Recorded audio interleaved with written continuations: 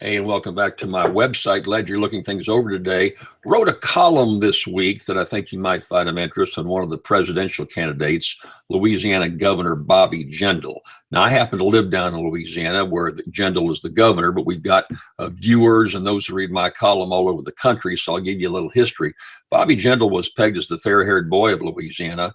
Very popular Governor Mike Foster back in the early 1990s, pegged Jindal to actually come in at a young age. I think he was in his late 20s, head up the Department of Hospitals. He was kind of a healthcare wonk, if you will, and he did a good job in that regard.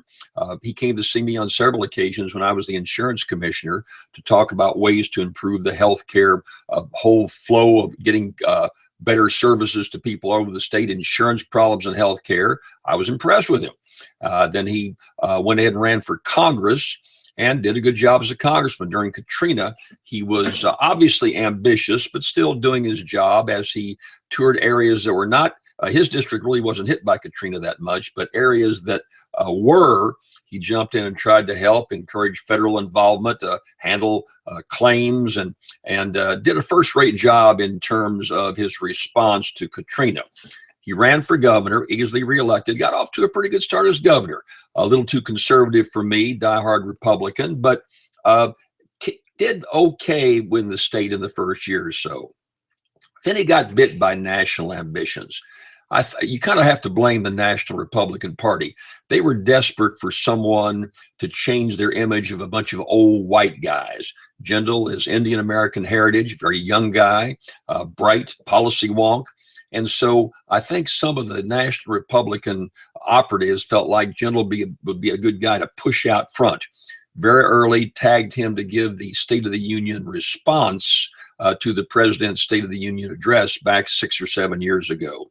This looked like a golden opportunity. Well, he kind of crashed and fell. It was obvious from the get-go when the national spotlight came on Jindal that he didn't have much of a feel for none of international relations at all, and not really much on the national debate. He got into social issues, but didn't really deal with the nuances or the specifics of running this big, huge corporation called the United States of America. The bug bit him, though, and he slowly pulled away from Louisiana, ignored the state, didn't deal with budget problems. I've had legislators tell me they not even saw the governor outside of a public appearance when maybe the legislature was in meeting for years, several years. State treasurer said he hadn't seen him or talked to him in a year and a half. The lieutenant governor, who's in charge when Jindal left the state, said he never talked to the governor, and he's in charge when the governor left the state. So as a consequence, Jindal moved away, became out of touch, and started building up a lot of criticism before so. And I think he made his very big mistake right then and there. Got a little taste of the national stage, got in too early, should have recognized that he was over his head and done something about it. And he could have brushed up tremendously on international issues.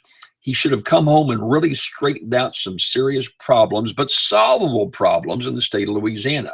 He chose not to do so, let them fester, let them build. He kind of got through the next fiscal year by smoke and mirrors, by using one-time money to pay recurring expenses, something that is really irresponsible financially.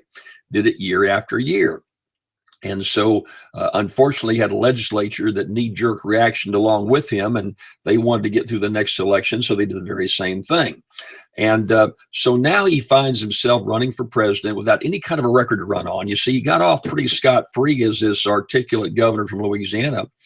Then about a year ago, the national press started zeroing in on him, looking at all of the budget problems, looking at all the other disruptive problems in the state, how healthcare was not serving his people well, how the infrastructure was cracking, how the budget was increasing, but not in a healthy way. Too many consultants and a mirage of problems out there that he had not gotten a handle on.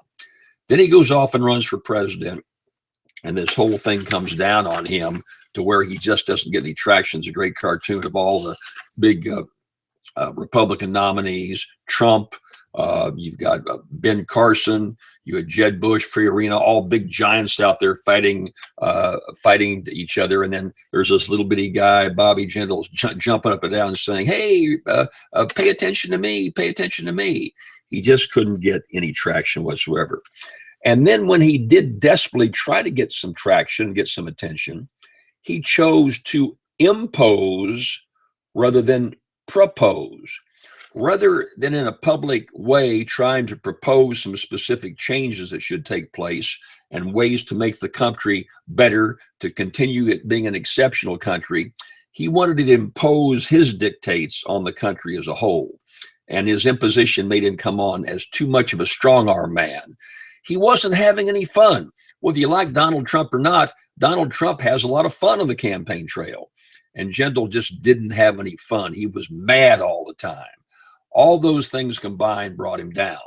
Now, as I do this debate, he's still not formally withdrawn, but Don Meredith was a friend of mine. I was at SMU, Southern Methodist University, the freshman year in college, and my big brother in my fraternity was Don Meredith, who went on to be the great quarterback for the Dallas Cowboys, and then was the broadcaster for Monday Night Football for about 20 years. And when the score got out of hand and it was obvious that the team with the lesser score was not going to win, Meredith would get up and sing his traditional song, "Turn out the lights, the party's over." Well, that's where Jindal is right now. It's about time to turn out the lights. And my column this week says, Bobby Jindal, come on home.